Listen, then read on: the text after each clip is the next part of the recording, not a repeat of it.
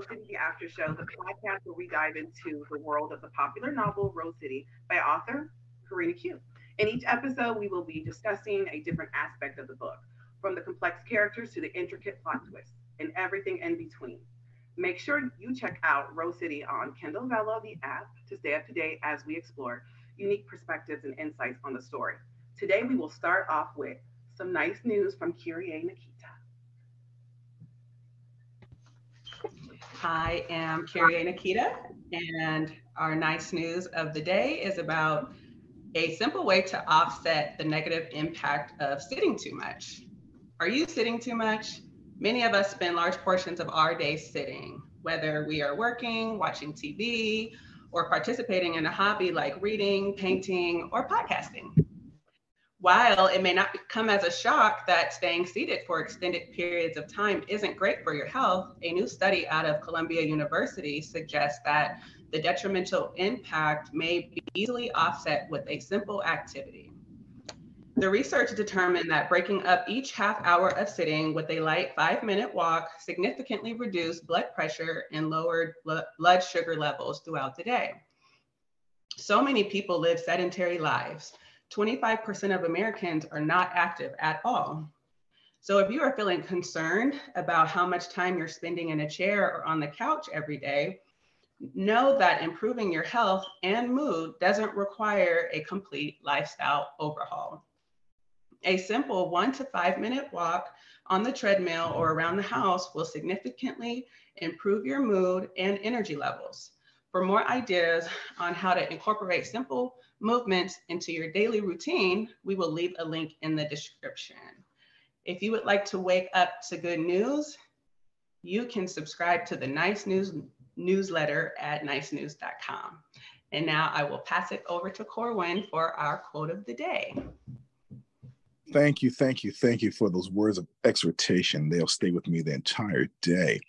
Well, my name is Corwin, and our quote of the day is to treat the woman in your life like she is the prize. A lot of men don't always understand this, but sometimes when you get your hand, I shouldn't say your hands, I'm gonna say when you get your heart involved with a really good woman, she does become the prize. And I found that out recently myself. So Scott's won the lottery. But anyway, so from that point, I will move on to talking points led by one of my beautiful co-hosts. Anyway, thank you, Corwin, for that. I know, Kyria, you did a wonderful job of bringing the nice news, but then I have a little bit of bad news. Sorry. So we all know the host, Ricky Smiley, right? Not? Okay. So his son died. He was like in his, I think, like mid to late 20s. And so he recorded a video and just like shared it with people and was like, just got a call that my son died. I got to get to Alabama. And you could tell like it hasn't set in fully, but like you could just tell like he's really hurt, but it's like I just got to get home. Like I gotta figure out what's going on. I gotta help, get things together. Got to make sure that my other kids are together. You know what I'm saying? Other family, because this is very unexpected. He's been a healthy young man, and so we want to send our prayers and our thoughts up to Ricky Smiley and his family. And I feel for him because I don't think any parent should ever have to go through that. So sorry for that, but let's lift up brother Ricky Smiley. And so we are here in episode 3, which is Luka, the Russian, who's the handsome stranger. Who wants to lead the first talking point about stranger danger? Monica, do you want to jump in on that? Or Alicia, because I think you guys are going to be quite funny on that. Alicia, what's your take on episode 3 with Luka? All right. Luka. Strong personality.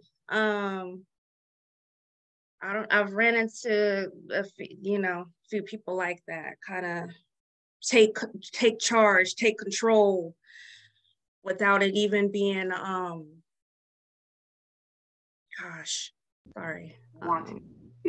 there it is. Thank you. I don't know. I feel like there's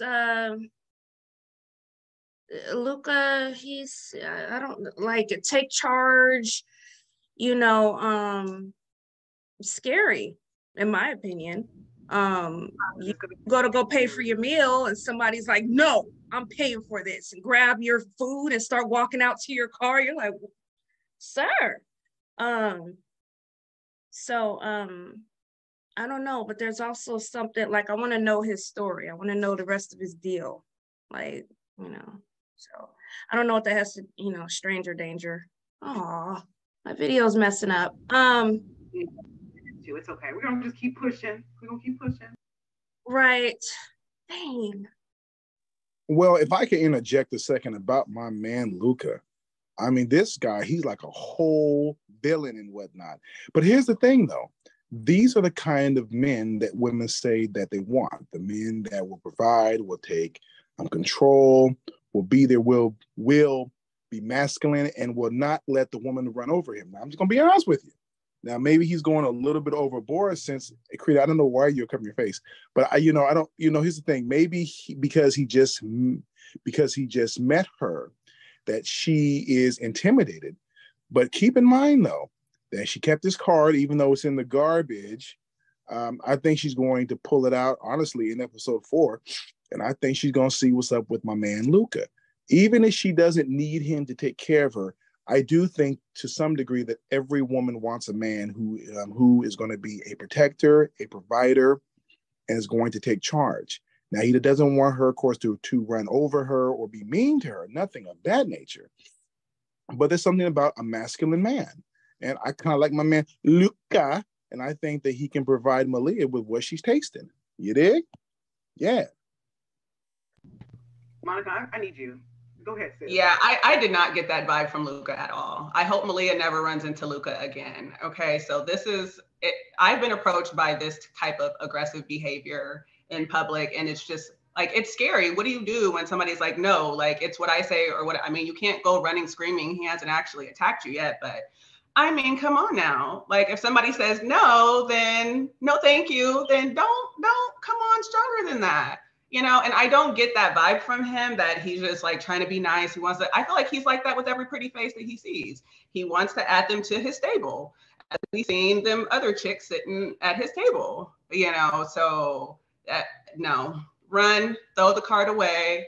And I think she needs to give anybody in her life that's close to her a heads up about what happened, just in case he shows up in the future.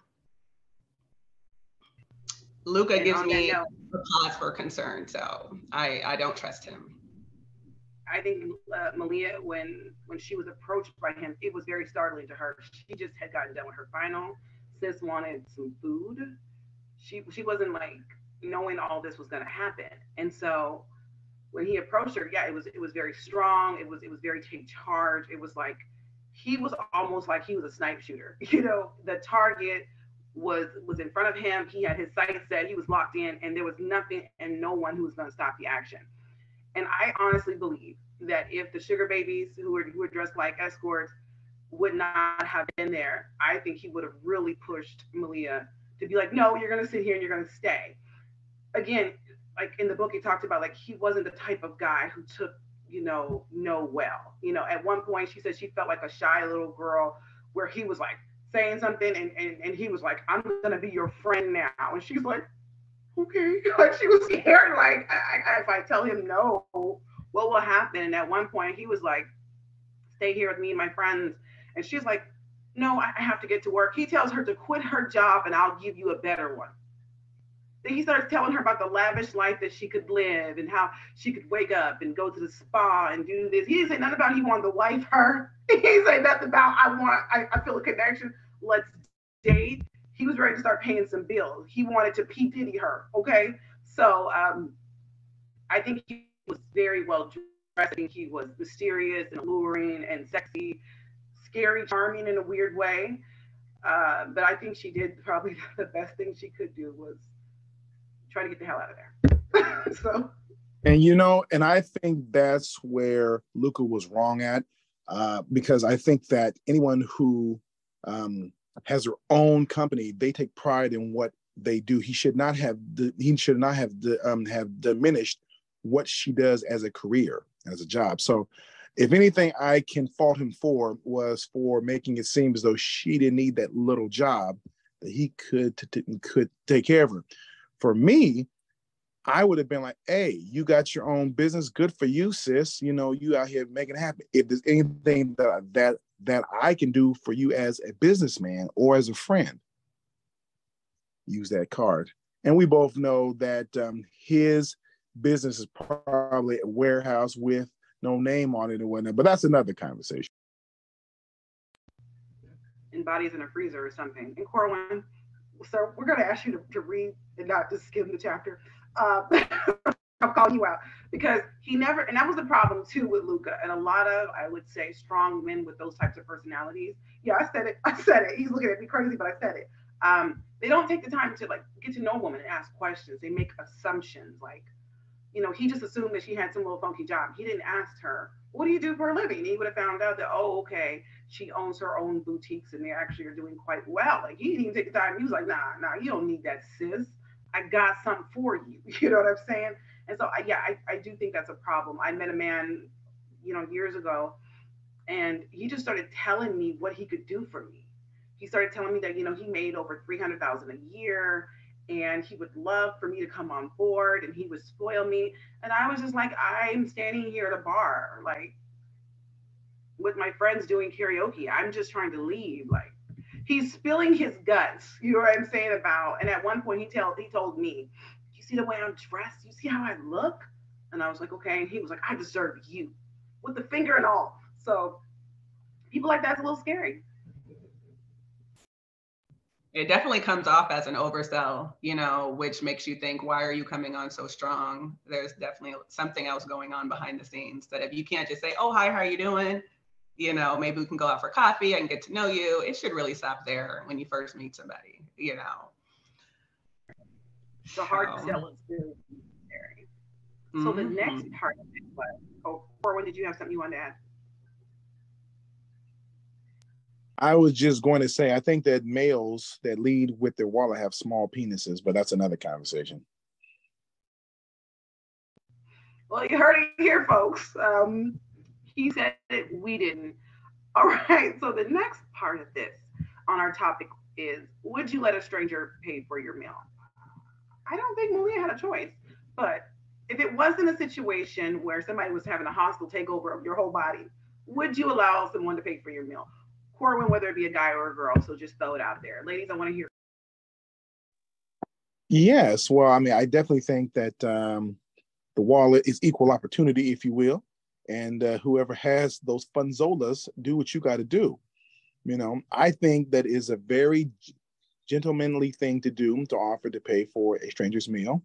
However, I'm not in the business of doing it, and maybe I just don't make $300,000 a year, and that's the reason why not. But but I think if you're trying to impress someone and you want to spark up a bit of conversation, you can pay for that Happy Meal and whatnot at McDonald's. I think you got that. Because I saw that she was wanting them extra fries. I know what's going on. And those apple slices. It's definitely not going to be a Happy Meal. But yeah, I yes and no, because I know I have turned down, meals before too, but I have also had meals forced upon me. And I think it's funny that you said male or female, because when I first came to Atlanta back in 2009, I wasn't quite aware, for lack of a better word, about, the other community. And I was, approached a few times by females.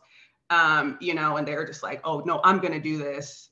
And I didn't know what to say because I was just so shocked. I never had that happen before. And so I just obliged because I didn't want to, it was just so aggressive. I didn't want to get in a fight, So I was just like, okay, sure. And then I just made sure I never seen that person again. Even if I seen them coming, I just made a point to go the other way. I'd stay in my house, look out the window, make sure they weren't out there before I ran to my car, just so. But yeah, I have definitely been in the place where I have accepted a forced upon me meal, and I enjoyed it. So she paid for the milk and cookies, and then she wanted your milk and cookies? It always no cookies were included, so we're clear. Milk, no cookies were included. No. Well, good for you, sis. For me, I'm gonna say no. Just no. If I go to a restaurant or if I go anywhere or I ordered something or whatever, I already had intentions of paying for it. A stranger, immediately my mind is at, well, what do you expect? Like, what do you want in return? You're not just doing this just to be nice. So no. No. That's where I'm at. No, keep all that. I'll buy my meal, you'll buy yours. We can sit down and talk, if that's what you want to do, but nah. Mm-mm. I knew you were going to say. For me, I'm sorry. So for me, would I allow a stranger to pay for my meal? Yes, without remorse. Okay. Absolutely every time. You know what I mean? I know something, I'm like, she's hungry. Whatever. Okay. That was my blessing today. I can't choose how God wants to send a blessing my way. Who am I to fight with God and his will? So if you want to spend that $50, $60, whatever, Luka, my friend, thank you, sir. Very kindly. I appreciate it. And I'm dipping out. I do think that what Kyrie said and Alicia was saying as well, what is the intention behind buying the meal? Because, you have some people who just want to do something nice. They're like, I'll pay for that table over there. And they'll get up and they'll leave. And then they'll be like, your bill is taken care of by the table over there. So if it's a situation like that, you really can't fight that. But it's nice because, they genuinely did something because they just were being nice. It wasn't like, I'm doing this, but tonight you owe me a date and then a nightcap. You know what I mean? And you're like, oh, so you think the $50 don't go that long, huh? We're not doing that.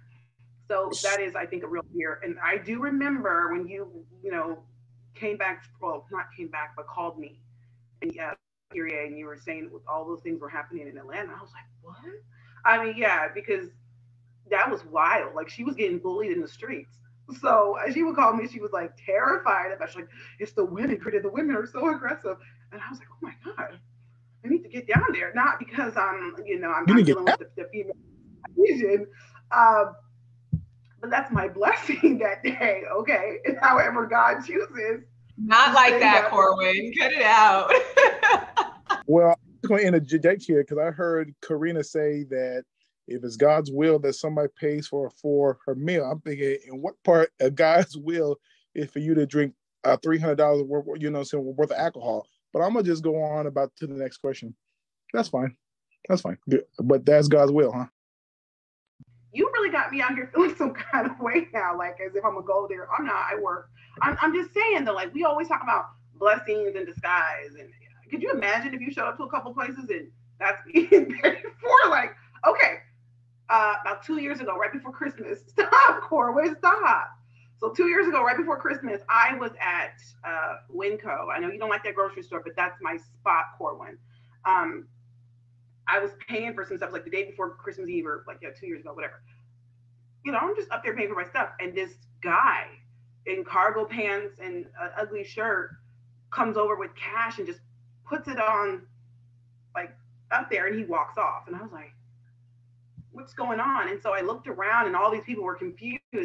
Whoever this guy was, he was on a mission at the store and he was paying for everybody. He would just go up to each cashier, put a fistful of cash down, and then he would just walk off. Everybody in the store was like, this man just paid for 10 people's food. I was a recipient of the blessing that day. So thank God. Story over. Even he has ugly cargo pants. Gotcha. He did. I was like, what happened? He was walking up on me. I was like, who is this guy? So imagine being that good Samaritan and then watching this oh, that was me with the tacky shirt on and ugly cargo pants. Gotcha. All right, well, there's that. Next topic, please.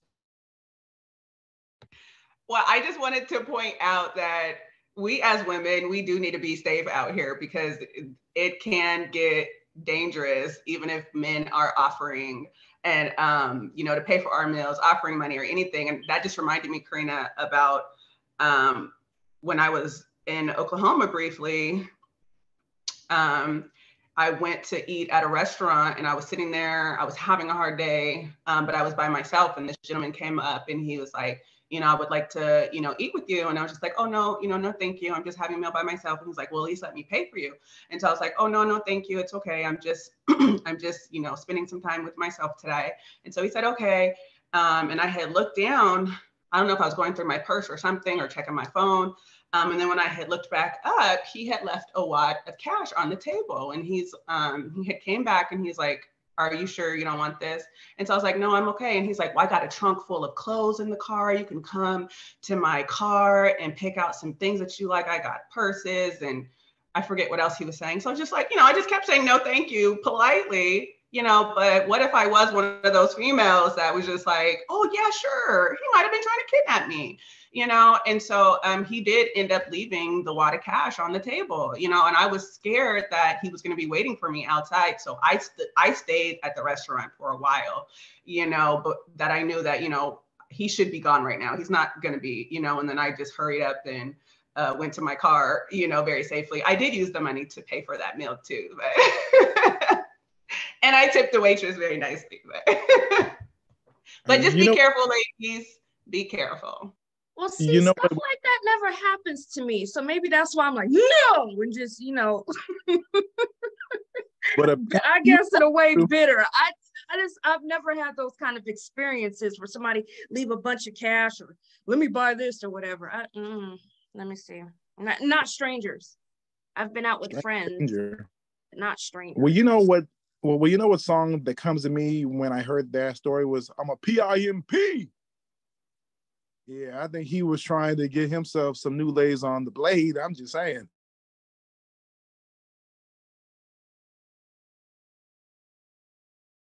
So praise God. Praise God. So the next part, it says, Luka is rather aggressive. How do you deal with aggressive people? Corenna, how do you deal with aggressive people?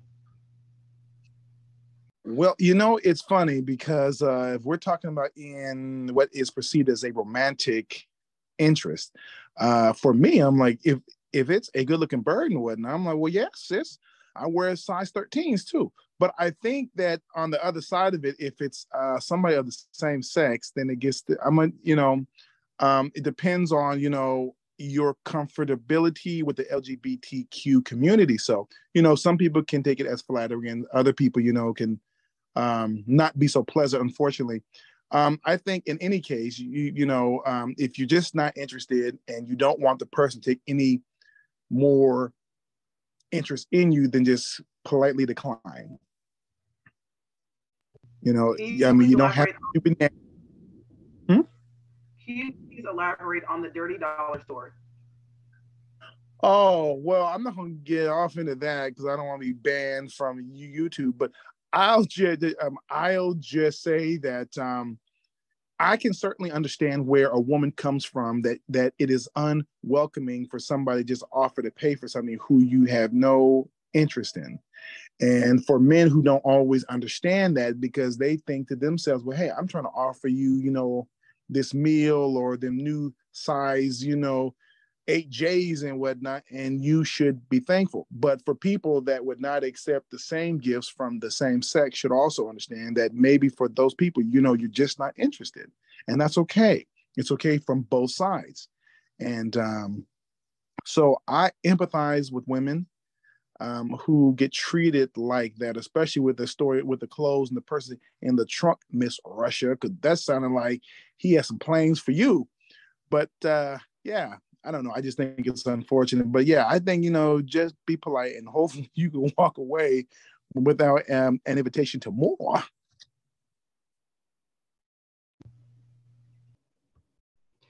Yeah, I do think there's different levels of aggressive. If somebody is just passionately speaking, some people can kind of say that's aggressive behavior. But I mean, if it's somebody and that's how they talk, that's how they are, don't take that personally. But if somebody is expressing aggression to you, and that can't be talked down, you just need to remove yourself from a situation. That's what I would do. And then I avoid aggressive people. I don't like it. If I can't speak to you in a calm manner, you're not listening to me and we're not going anywhere with this conversation. There's nothing more we can do in this relationship, so we probably will never see each other again. So yeah, that's how I deal with aggressive people.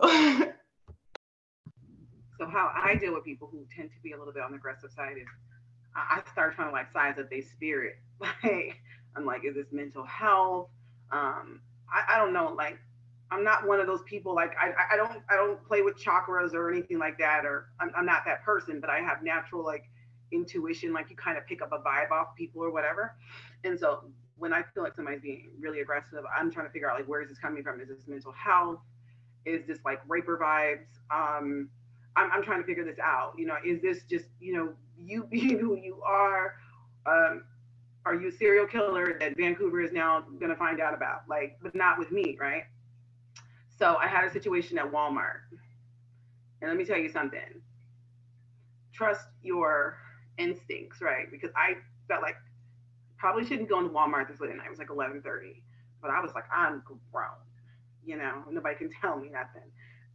Yeah, and my mom, I was talking to her, and she's like, "You're going to Walmart on Saturday night, 11:30?" And I'm like, "Yeah, I have to go." And so she was just like, "I don't think that's a good idea, Corenna." And so, it was just, I think I was like 22 or something. So it was a really good moment to just feel like I'm empowered to tell you I'm getting off the phone and I'm going anyway. My whole life, you told me what I could not do. It backfired in my face horribly. I was paying for my items. And I saw this man who was no lie about 4'11", and he had the hungry eyes. Like he looked like he had seen something, and I was like turning around, like, and I was thinking maybe somebody's behind me. And the look on other people in the store where they felt bad for me, it was like he's about to run up on us, period. Okay, so I was just like, okay, let me get, I'm just trying to get myself and go. I turn around and get to walk and I bump into him. I'm not very tall, I'm only 5'3", but he's a little bit shorter than me. And I think I was kind of looking up at the clock and stuff. I walked right into the man, okay? He didn't have the greatest smell about him. He had like a very thick Haitian accent. He's like, get the fuck. And I was like, it was very aggressive. And I was like, oh, okay, well, thank you. And he's like, I have to have you.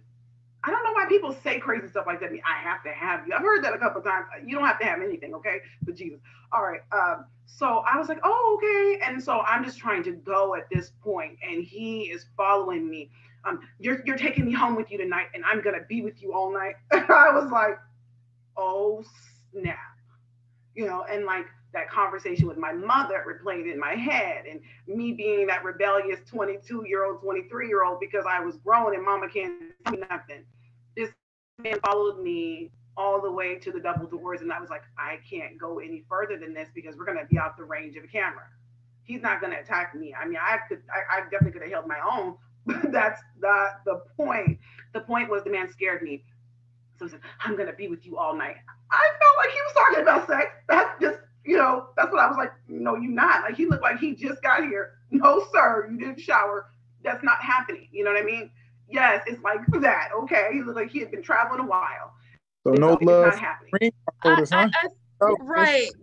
I think the shower is the least of your worries here. That man was, he had a plan. He had a plan for you. It was almost as if he wasn't even operating his own self. Like something else was driving him. I didn't know if he had any weapons on him. So people, of course, are leaving the store looking at me like, good luck, right? There was even a couple guys who laughed because I knew they were just like, this is hilarious. But it really wasn't. It was very shocking.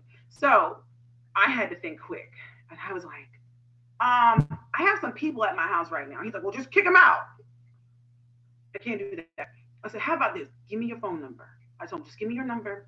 I'm going to put everybody out. And then I'm gonna call you. I had to pull a Smokey from Friday, right? I'm gonna call you, and I told him I just live right over there. So I'm gonna be. I said, sir, I have to have you tonight. It was one of the worst experiences of my life. So I said, I'm gonna call you in 10 minutes. 10 minutes. Just give me 10 minutes. okay, you won't call me? I said, yeah, and I'm gonna come back to Walmart and get you. So you stay right here. I'm gonna call you in 10 minutes. Girl, I sped out that parking lot so fast. That was the last time I was disobedient as an adult and didn't listen to my inner God, conscious, whatever that was. But it could have been dangerous. Me trying to be grown. I was just about to say that in the words of Heidi Parker. See, you see how the devil do you? Trying to be fast. But to answer, my answer is really, dang. Never mind. You know what? Well, you know, start turning off the camera and then talking. Yeah. Turn So it back on and see if it works. I don't know why when I start, it's just not gonna work. Well, we can hear you fine. Oh, you It'll can fix hear me? itself. I'll just yeah, turn the camera off then for a yeah. minute. You can hear me though? Yeah, we can hear you. Okay. I'll just turn it off for a second. I think I need to get closer to my router. But my answer is very simple with aggressive people. And it's not the best answer maybe, but I match energies. That's just it. We could go back and forth for a little bit. And eventually, you know, if I feel like, you know, something violent is coming or something like that, of course I'm gonna remove myself from the situation. But that's me. I match energy. If you're nice, I'm nice. You get aggressive, I could get aggressive too. And we'll see from there. So let me hit the button on my router and then start my video back up. I am so sorry, y'all. You're okay. So, Corwin, the next question to you, are you looking at your screen? I see the question coming from Miss Russia first. Yes, it is now time for our fan questions. And the first one comes from Brenda in Detroit. And she has a question for us on the panel. It's for Corwin, myself, and Alicia. What drew you into the story Rose City? Well, for me, Corenna shared this story with me a few years ago, and I have been stuck ever since. And I've been begging her to get this book out because the world needs to know about Rose City. Oh my goodness, you guys, I know there's 27 episodes out now. And if you have not read them, you're not going to understand. So you guys really need to go and read this story. And then, I mean, I can't get enough. I'm always like, when's the next episode?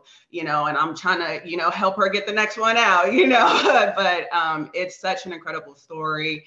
Your heart gets involved, your emotions get involved. There's often times where I'm on my feet, I'm on my knees on the couch, just like, oh, what's going on? You know, like, Malia, no, Chan, no. And I'm calling Corenna and we're talking about it.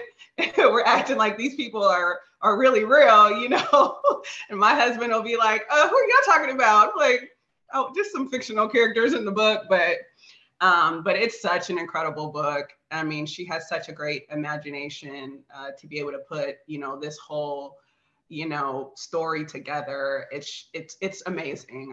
It's hard to describe in its totality. You just have to read it and then you'll get it. So definitely check it out.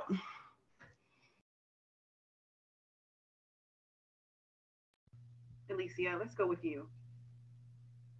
Yes, Corbin. We'll get now let's I hope my video don't mess up on me, y'all. What drew me to this story is actually my personal relationship with Corenna.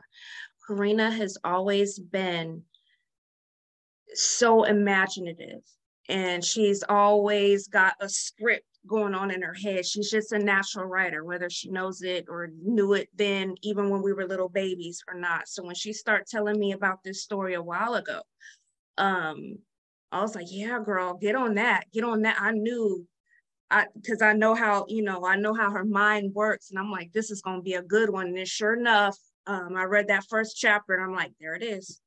that's my baby girl. She there it is. And so I had to keep going and keep going and keep going. So it's an awesome book, and that's what I expect out of Corenna. Like, she's an awesome storyteller with an awesome imagination, and I knew it was gonna be good. Yeah. Love you, Booba. And there goes the video. Ooh wee. So, I actually had read, like, I know, cuz I had read like the first part of the book, and I was like, ooh, Malia is half a thotty. So I figured, well, I got to check out the rest of this joint to see what's really going to happen in her life. Honestly, I think that her and Chris, the barista, are going to get down at some episode in the game. But I'm going to be honest with you. I think she's going to be thinking about my man Luka and that professor, pedophile of hers. And when I think she'll be, kind of seeing him, in the back of her eyelids. But yeah. So from the first episode, I was with this business and whatnot. But yeah, I'm kind of seeing, I want to see, the maturity of Malia as she goes through her thotty days and whatnot. And, just kind of see how it all plays out.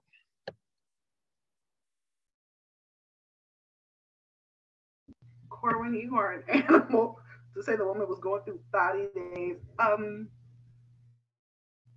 Whatever. So, Corwin, actually, the next question is for you. Yes, and the next question comes from Carol in California. So Carol asks, Corenna, would you ever consider turning Rose City into a movie or a TV series? Hopefully on the Oprah Winfrey Network. Okay, so I have thought about this, and years ago when I started thinking about this idea, I'm like, that'd be cool, like to turn it into like a movie. Now, as we get really, really deep off into like Rose City and it really being complex like it is and all the details, I don't think it would be best for a movie. I think it would be better for some type of like a series and a TV show. I love the movie Crazy Rich Asians. When I went back and read the book, I was like, oh, okay, there was a lot of detail that was left out of the movie because of time and all of that type of stuff. And so sometimes I think that when books are turned into movies, there can be a lot of information that was extremely like important to the overall book and the message of the book, and it kind of can get lost. So I don't want to do a movie, but I would definitely be open to a TV show. And I would even say something like on Stars or HBO, something where we can be unrestricted and uninhibited. You know what I mean? Like I was afraid when I first, like, I was writing the story, but not really many people knew about it because I already knew. I was like, people are going to start saying like, where's all this coming from? And who are these people? Because you were really, really detailed. But like Alicia said, who's my cousin, since we were kids, like we couldn't go outside in the backyard and play without me like directing how we were going to play. And I was like, you're going to do this, we're going to do that. And then people were like, well, I don't want to do this. And I'd be like, no, and I would, like, arguments and fights would break out and people would go home because I was trying to script how we were going to play the game. You're going to do this and then you're going to say that. And people were like, what do you mean I'm going to say that? So it's always been in me to like write and direct. So I said, I would like to do something in the future with that. So whenever the Lord wants to open up the doors, but I would definitely do something. Yes, and I would just say, I think that a really good network for this TV series would either be Showtime or a Skinamax at 10 o'clock on Fridays. I think it'd just be perfect. Oh, you act like it's gonna be some type of weird kinky stuff happening. I just want it to be He's a something thotty. where no, she's not. I want it to be something where we can go there with a story and we're not worried about like, is it after 9 o'clock or the kids in bed? Can we say that word? Like I want to be able to make sure that the story can fully go there. And that was one of the things that my dad said when he was a writer. He was like reading us a story when we were kids and somebody said the word damn or shit or something. I don't know, God. And we were like, Dad, you can't say that because you're a reverend, you're a minister. And he was like, I didn't cuss. And we were like, no, you cussed. And he was saying to us that characters really take on a mind of their own, and you really have to get in there with the story. Put things in there where it makes sense. So again, I don't want creativity to be inhibited by censors. So let's go there.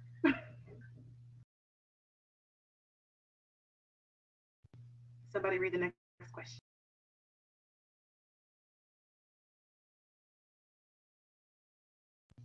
All Alicia. right, let's keep our fingers crossed for this video, y'all. I don't know Let's what's hope. going on. I reset them up. Okay. This question is from Brian in Alabama. It says, why is Malia such a daydreamer? Okay, so my take is I'm still in the beginning of the book, the first few chapters. So I'm not sure how everything is going to play out. But for right now, I just think she's an imaginative person. I was talking to Corenna a few days ago, and I was like, what is her astrological sign? Like, I want, I know some people could just be daydreamers. They could, based on their sign. And she said she's thinking of making her a Libra. And I was like, that would make sense. So I think there isn't much about her childhood in the beginning from where I'm at, but from right now, I'm thinking she hasn't had a lot of trauma yet. Um, and so she wants to see the best in everybody, and she wants to imagine, okay, what would this be like if, blah, blah, so I don't know. I think because she wants to see the best in everyone. And she's narrating her own story in her mind, instead of just like when things happen to her, she has to take into account, okay, this is what happened. And she's almost like that's how she's dealing with her thoughts. And they turn into, okay, what ifs? It could be this, it could be that, it could mean this. And so I just think it's just part of her personality. She's a daydreamer. I love that response. Kyrie. Yeah, I really think the same way that Alicia does, and she has so much going on in her life, and usually if you have a busy life and you have a lot of different components, mom, dad, grandma, sisters, best friends, you're running your own store, a way that I cope with not thinking about everything that's going on as I do delve in a lot of daydreaming and what ifs and, creating things in my mind that I might turn into new projects and different things. So it's a way to cope with, stress sometimes, you just kind of check out and just go into your head a little bit and try to figure things out and then come back. So I definitely think Malia has a lot going on in her life where she has to just check out sometimes and then come back. I love that as well. Corwin, what are your thoughts about Malia as a daydreamer? I don't really have any real thoughts, but I revert back to the author.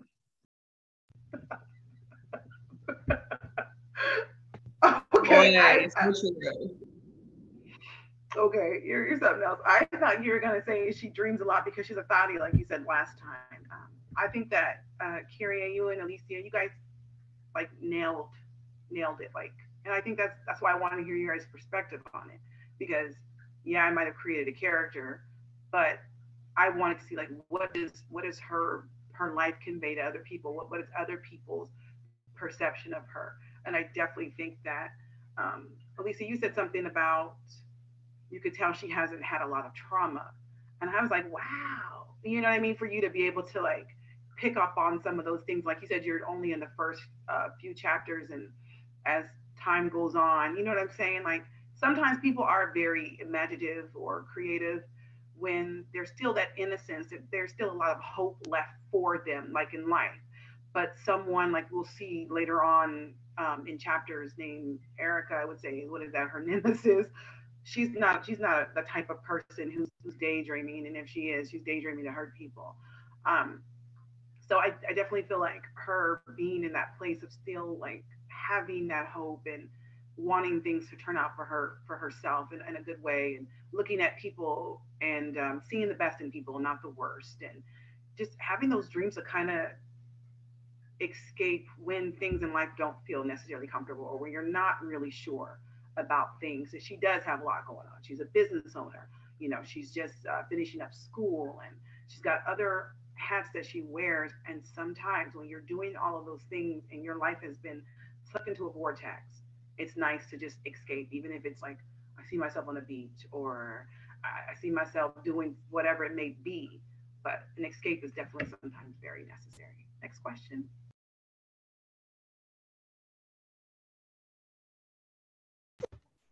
Our next question comes from Justin in Washington. I think Luka is Russian mafia. Will we ever find out more about this mysterious character? And I definitely think Luka is Russian mafia. Okay. Well, I want you guys to all answer that question. Do you guys think that Luka is Russian mafia? And if so, what things about him do you guys think? And then I'll answer. So, Corwin, let's let you go first. I don't think that he is. I think he's just a successful businessman who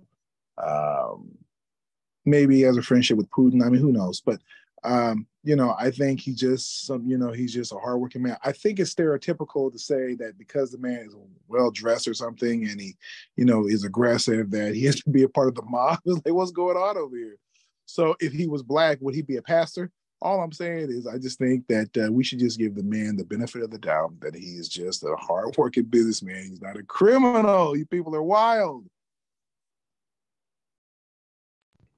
Well, I think he's rough. It's just the vibe that I get from Luka, and just from, reading between the lines, the women at the table and, everything. And, you don't generally, maybe because we're not in Russia, but you don't hear about a lot of Russian pimps per se, and it's like a lot of Russian men that come off as that. We hear about them being mafia related. So I guess that's kind of why the notion just kind of goes towards that.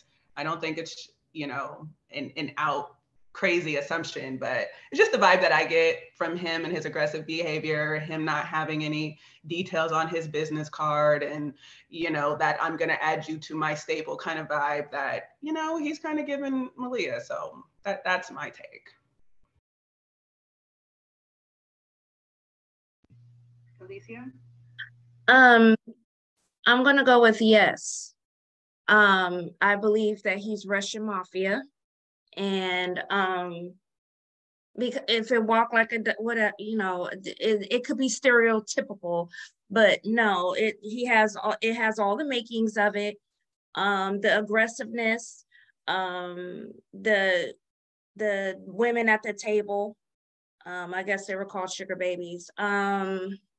That indicate, he has people on payroll, no information on his card. It's all there.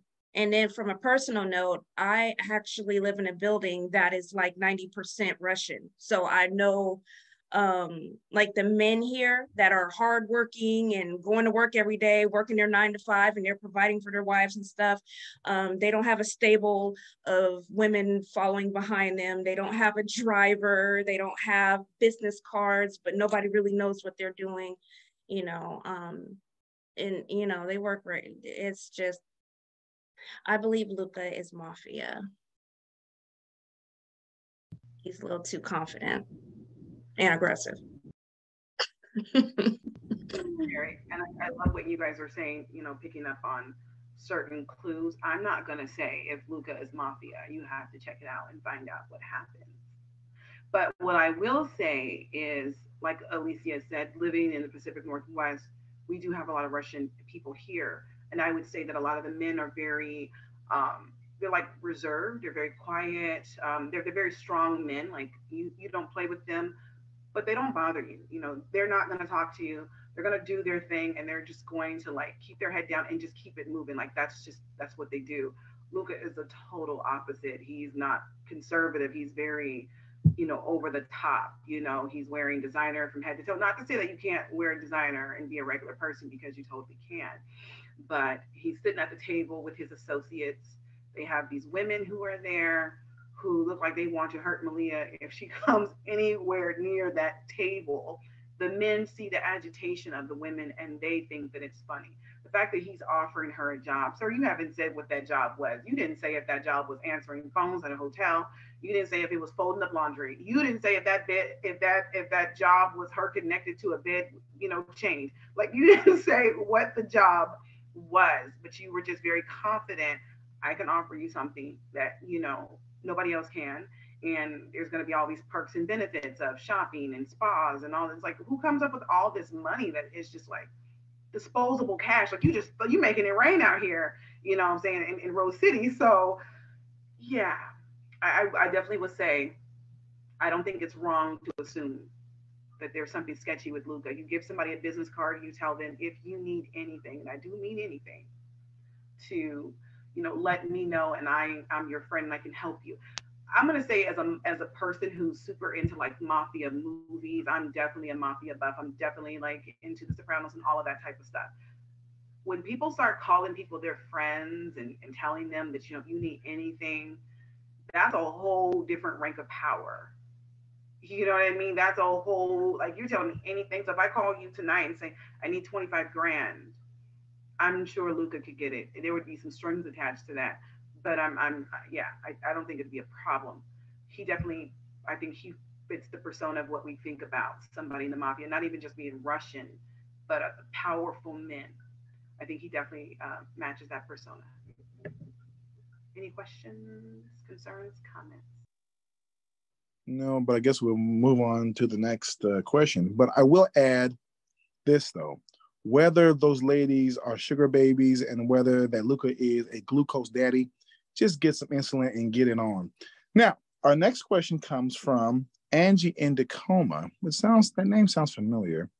Anywho, Corenna, do you think that romanticizing people in our dreams or in movies creates unrealistic expectations with people of this world?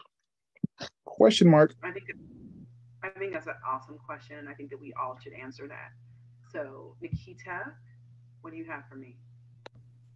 I definitely think romanticizing people, whether it's in our dreams or in movies, is definitely unrealistic. It creates unrealistic expectations, and we can kind of sometimes get caught up in wishing people were more like these characters, and kind of detaching from the reality of who they are. And just like, say, a friend that has hurt you, repeatedly, and you see a movie about, somebody taking that friend back and things work out, instead of you paying attention to the signs that you were given from that friend, you might, hope that things would work out as it did in the show, and take that friend back again. And then you get hurt again and be like, what happened? So just like, kind of like that, we can. And I definitely have done, some unrealistic daydreaming about things that I've seen in, my dreams and movies. But I think it's safe to not get caught up in that, and go with your instinct and your better judgment. But yeah, that's my response. I agree. What about you, Alicia? I'm gonna say yes, and for the exact same reason that Kyrie said, because you romanticize people, and then yes, you have unrealistic expectations, and when they don't meet that, you end up hurt, they end up hurt, everyone's disappointed, and you add that to the list of being jaded, and then and it's all because you saw this work out in this movie, and you want it to be like the movies, you want it to feel good like the movies, you want it to be cute and fun and blah blah blah, and so yes, yes, it does create unrealistic expectations, romanticizing people. I agree. What are your thoughts, Corwin? Yeah, I do think that sometimes that we can romanticize people in books, and we can think to ourselves, if I could have a partner like that. But I also understand that we can recognize what traits in a person that we want, and we see those being acted out, and we see how it makes the other person feel. So it's not a bad thing to see and understand that this man really loves his woman, and this is how he makes her feel. I want to feel that way too. So, I'm okay with it. I do think that you have to keep in mind that not everyone is going to meet every expectation that you have of them based off some character. But, if you want that same feeling that that person gets, then yeah, maybe you should look for somebody like that. And that's my 2 cents for the day. Nicely put. Is okay. I was gonna say I couldn't see anybody. All right, now I can see people. So I agree with everything that everybody has said. I do believe that TV shows and books and they kind of set the tone for what we envision our lives to be. Like, I don't know, like I would watch episodes of like Leave It to Beaver with Joan Cleaver as a kid because we didn't have cable and you watched whatever you were able to get on the regular TV, right? And I would always notice this woman like wake up first thing in the morning and the whole house was spotless. She's got bacon and eggs and sausage and pancakes on the table. The kids are fully dressed. The husband has a newspaper and his coffee, and she's squeezing fresh orange juice, and she's dressed from head to toe. Like her hair is done. She's got an apron on, a nice dress, and a pair of like 4-inch heels at 7:30 in the morning. And while you're getting the kids off, like she's cleaning up the house in high heels. And I used to be like, wow, is that possible? Like, because I'm like, I'm getting my kids out the house and I had to remember to take my bonnet off before I step outside. You know what I mean? And it was like, I literally watched a lot of TV growing up also because we were homeschooled. You see these unrealistic things. You see families and you see timelines for certain things that by the time you reach 30, you need to be married, you need to have your career, you need to have your home purchased. Like there are certain things that are supposed to be established, but who established that? Who set that expectation? Are you living your life based on like what's reality or based on what you've read in a book? So I do feel like that can be very, very dangerous if you're not able to distinguish between reality and what a fantasy is. I do think that there are people who are like, I want to live like Carrie from Sex and the City. It's a bad idea. Carrie is a character, okay? She's not a real person. Doing some of the stuff that she was doing in real life could cause you some real problems. So I definitely think that we as people tend to look at things on TV and we think it's real. Like we have that term, keeping up with the Joneses. Some people say keeping up with the Kardashians. Well, the Kardashians, that's a scripted TV show. I mean, it's based on some reality, but some of that stuff is scripted. So if you're basing your life around what other people are doing, you could really be going down a bad hole. That's my take. Next question, Alicia. Okay, so this is another question from Angie in Tacoma. Okay, it says, Malia seems to be revealing a pattern of questioning people's motives. What has her life experience been like, and what is Malia's end goal? I think I'm gonna pass that one on to Corwin while I think about my answer to that, because that's a question with some layers. Good question, Angie. Well, thanks. So Malias seems to be revealing a pattern of questioning people's motives. I honestly think that anytime that your heart is involved, that you do question whether or not people have the right motives for being there. But I think that if someone is being honest with you and they're trying to be as upfront with you, I think that you should take the person at their word. Why is it everybody's trying to play Inspector Gadget? I need to investigate to find out what's really going on here. If somebody's telling you, hey, listen, sis, I need you around. I like you. I like you a lot. Then just take it as that. It doesn't have to be why. I need the questions. I need to find out. I need to investigate and see what happened. I want to hear about his past stories about some other honey buns that didn't pan out well. I don't understand any of that. Just say, hey, he's here. I'm here. Where we are both in the present. He's not trying to be my glucose daddy. And let's just get it on and let's just be good to one another and love one another. So as far as what is Malia's end goal, I don't know if she really has an end goal, because it seems that she lives in this fantasy world of men that maybe she wants a relationship with, maybe she doesn't. Here comes Chris the barista. I don't know. For some reason, I just love that name, Chris the barista. I mean, it just grabs me, all kind of right. I'm just saying, I just think that she just needs to let go, stop trying to figure out things and be and over examine. I do think that people get too far off in their over examination and just kind of let things go. Women love to say, don't put a label on things. And, let's just let things flow until she wants to start asking a bunch of questions and whatnot. Yeah. I see all of the confused faces, and that's fine because I'm sure that every man in your life has said the same thing. Like, it's cool with we don't need to do all this. Let's just kind of let things flow and happen naturally. But I'm telling you, when the man is trying to do that, here comes the woman like, nah, not today, buddy. We're going to have to evaluate. I'm going to find out what your real motives are. That's right. I said it, and I'll say it again.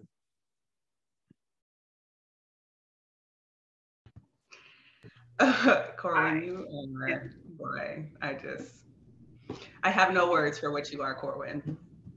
But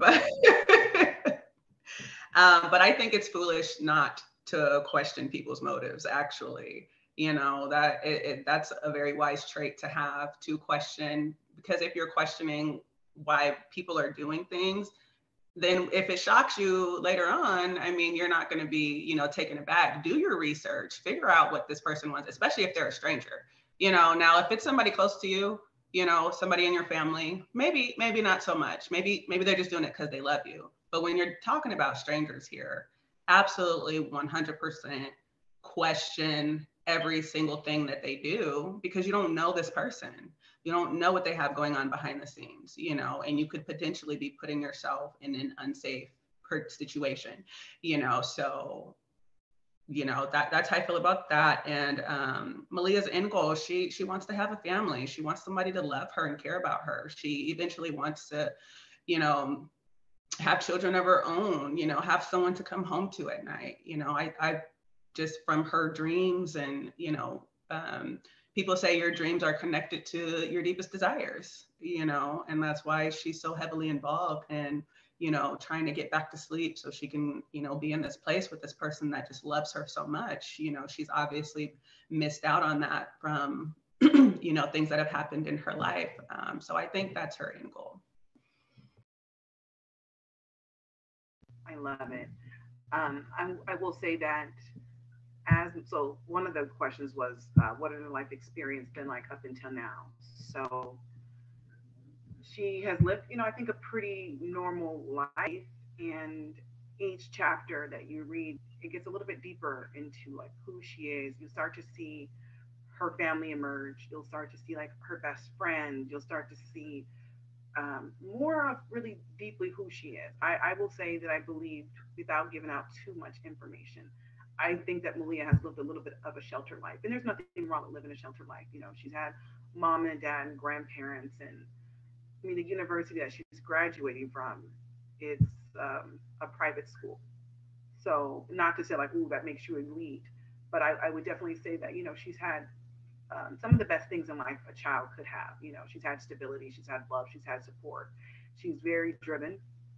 I mean, you can see that she's has two successful businesses already, and she's not even 30. And she's finishing up another degree. So she's quite ambitious, I would say that.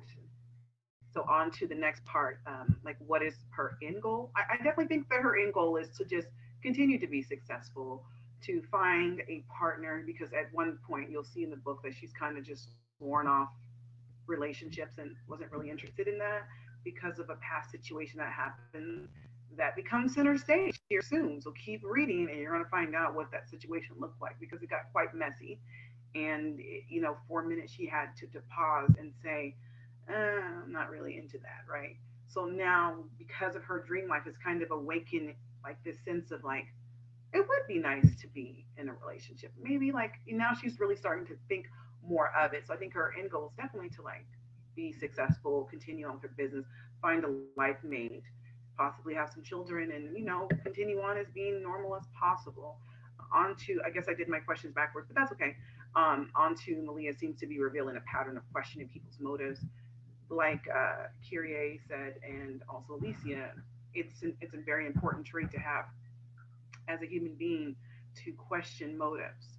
And I feel like there's a healthy way to question people's motive without letting them know that you kind of like paying close attention. Because I've been around people before, and I know that I didn't know them, and you have to prove yourself to people, right? And it was just apparent, like, wall is up, and I'm not dropping it. And I'm like, oh, okay, you know what I'm saying? So it's okay to question people, but I think that you should do so in a strategic way where you're just paying attention to clues, and if there's any red flags that come up, then you're like, okay, maybe that might be something that I definitely need to like pay attention to. So I think questioning motives and behaviors are a very, very good thing to do. So was there any other comments? Actually, this isn't on the script, but I wanted Alicia, because you wasn't here last week, and I wanted you to kind of, you're like, what? Yeah. I wanted you to kind of give your take on the whole Chris the barista thing, because Corwin really, he really did the most. And your perception was a little bit different. So let us know what you felt like what was happening. Um, okay. Cohen, yeah, he does the mostest. Um, but I actually kind of agreed with him a little bit to a point. I felt like when I first read it, I kind of chuckled a little bit. I don't know. This goes to Malia's like innocence, whether she knew he really liked her or not. I questioned, but I guess she didn't. He's making himself available and flirting and stuff like that. And then she's like, well, do you have a girlfriend? And of course, he's thinking, okay, this is it. And then totally shuts him down with, well, when you get one, here's my card and come to my shop, and the letdown. I told Corenna, I said, that is a recipe for a stalker, ma'am. So yeah, I kind of felt Chris's let down at that. And I think she unintentionally flirted with him. Maybe she wasn't aware that she was flirting, or maybe she wasn't flirting, but the way that conversation went, you would think, oh, okay, this is going to turn into something. And finally he had his chance, and then, was shot down. I told Corenna, I said, he took that too well. In real life, we know that's a recipe for a stalker. So, yeah, that's all. That's what I wanted to say about last week's episode, regarding Chris. That poor man. He definitely cried on his lunch break. Right. Right. He definitely cried. So. And that's why I wanted to bring that back up, because when we talked about it, you were like, it was the letdown for you. And you're like, I don't know. You're like, he just took it too well. And so, kind of what we were talking a little bit last week about, when is flirtation, and when is kindness, flirtation, and when is kindness, kindness. So sometimes those two things are intermingled, and it becomes like hard, because you're like, oh, I just want to be nice to them. I'm just a cool person. And people take it as, nah, because she won't me play it. And you're like, I was just trying to be nice. And not that you may not necessarily even think a person is attractive, but I don't think just because every person that you see is attractive means that you're looking to start something with them. So like, when can kindness just be kindness without it like being something deeper? And so it feels like Chris has been seeing her, and maybe he's been working up to something, and I don't know if he was aiming at something, but it didn't land, because he never expressed, hey, this is your last final. I know I'm not going to see you, because he's clearly going to keep working there when school starts back up again. He said, I'm going to miss you around campus. But he didn't say, hey, can we like maybe possibly meet outside of school and have coffee? Or maybe I can take you to the theater. And nobody says it like that. But it's like, you do a movie, can we have a walk in the park? And then she could have been like, what? Chris, you're breaking up. So even though he's standing right in front of her, can you imagine? So then she could have told him if she was interested or not. We were on Chris the barista call when Alicia was giving her take on the letdown and how they kind of feel that maybe he cried on his break. What are your Could you repeat that last part? Your phone was coming undone. Yeah, me and this Wi-Fi. We were talking a little bit about Chris the barista because last week Alicia wasn't here, and she was saying that she kind of felt like he got his hopes up, and Malia, giving him the business card made him think like he was in, right? Even though he put no energy into asking her out. Um, both ladies on the panel think that Chris probably cried on his lunch break, tears. What are your thoughts? Yeah, you're probably right. And the thing is about Chris and whatnot, and this is what I keep trying to tell the young ladies, about finding men that are moldable. I'm gonna be honest with you. It used to be a thing where a good woman who had some smarts would see a man and say, I can do a lot with that. You know what I mean? Because he's like clay. And because of he thinks that he's hit the jackpot with this bird, he is willing to do what he can to protect and to provide. So she's able to mold him. You don't really have this much anymore. You do, in some regards, have the Build-A-Bay thing, which I think is wild. You know what I mean? Like, well, he's got a criminal background, so we're gonna see how we're gonna pan that out. I'm helping to get his record cleared, which is okay. And she starts to dress him up a bit. And I've even had a relationship like that myself, but on the other way. Anyways, the point is that Chris is moldable. And if his woman pointed him in the direction of medical school, to become an engineer, that man would be like, he would be like a Jaheim. I work my fingers to the bone. I'm just letting you know, you get yourself a man like that, and I can guarantee you, he will be with you until the day you die. He will drink your bathwater. But women don't really see. Yeah, I know, cuz I know something a little while. But women don't really see that anymore in men. They just don't see it. They either want them to already be fully assembled or something like that, or what, which I can understand. But if you're both young, hey, it's all right. It's okay. Okay, so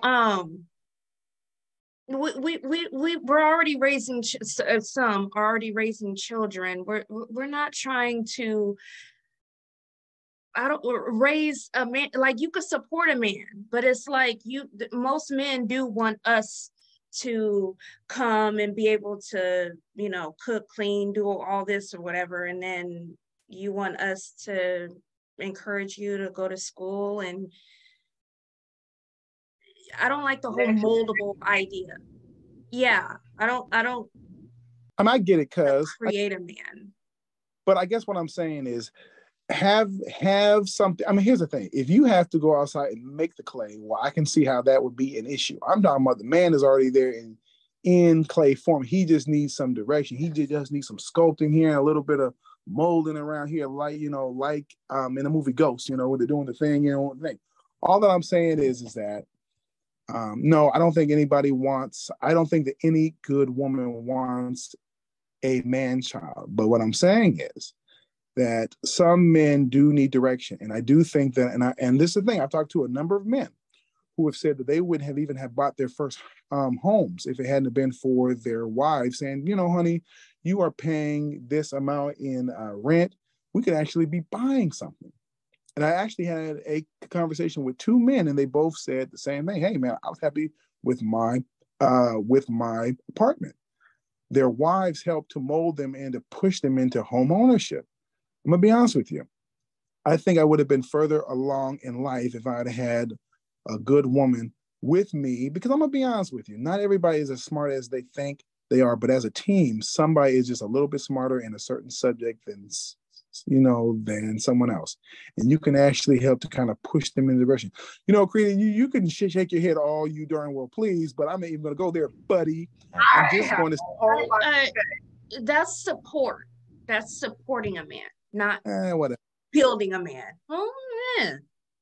All right. I didn't say the Build-A-Bay. That's not what I said it would. Go buy him some new clothes because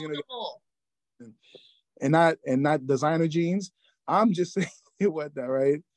Some men just really need some direction. That's all I'm saying. I'm not saying that you need to tell him how to eat his lunch and whatnot, and to, and to be sure to wear Well, a where scarf.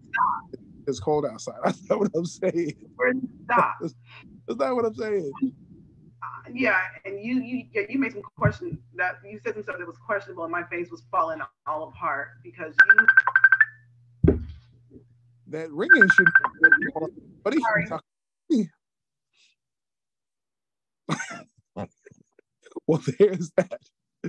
Well, I think I'm all out of bad ideas for the day. So thank you all for your time. I appreciate it. Really, Sorry, really pressure. having a phone call. Really, whatever, man. Whatever. I Okay. was gonna say you, Corwin, are a certified lover boy, Cool. and my cat just screamed. You are a certified lover boy. I'm a Hey man, doughboy. what is wrong with The I'm a cat dough, is agreeing with you. I'm a doughboy. you in the corner? Dough and Understanding what's rolls and happening. everything else. We never. Loaves of bread over here, No, sis. you are a certified That cat was lover giving an boy. amen. Mind your business, Miss Russia. You are a certified lover boy again. So there's not this whole, if I could find a good woman, I think you have found many good women, but we're not going to go into your personal life. No, you Um, can't. that, Me, but I mean, here's the thing. Yes, you are right that I actually have found a good young lady. many, too But many. here's the thing, though. I think that people need to keep in mind, though. It's something that I heard Abraham Lincoln. I mean, it was a quote. Know when that every man is offered three great opportunities in his life. It's for him to determine when it's his first, his second, and his last. That's something that every man should keep in the back of his perm to keep in mind about. Because some men will get a really nice woman and they don't know that they have peaked. You will get no better than this, man. You think you are, you think you can, but you won't. So you gotta know when you've peaked and when you have hit that plateau, and roll with them good vibes, sis. You know.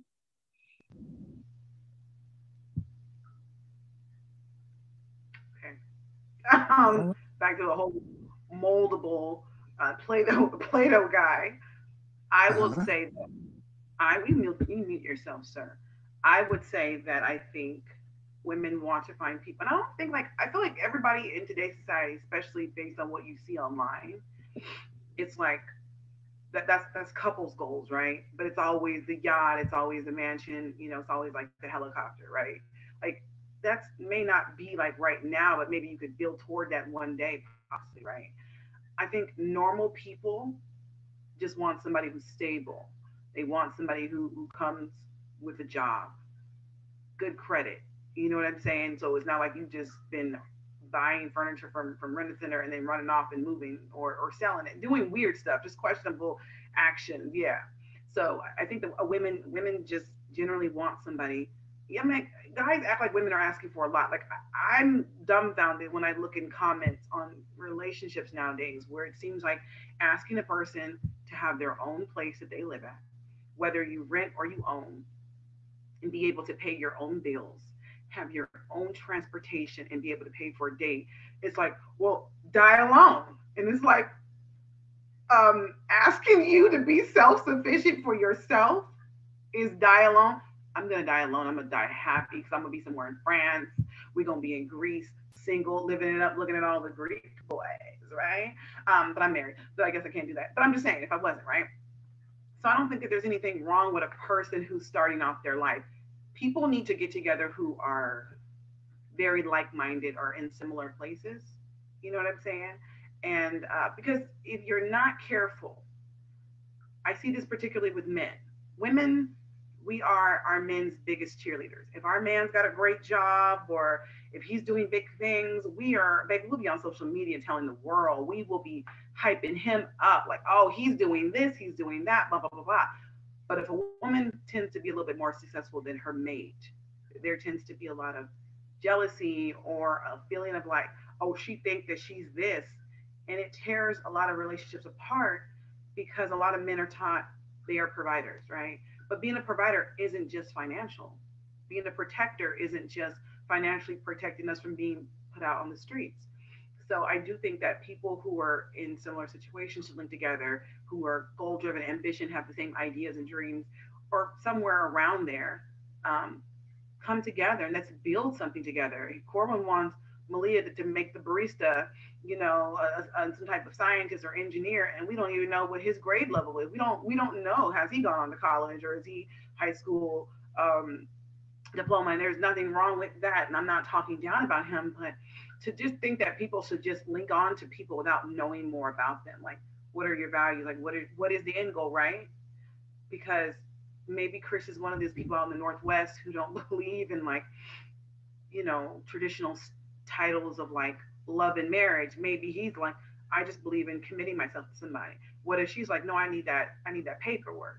I need that ring. You know what I mean? So you need to make sure that your ideas are aligned together.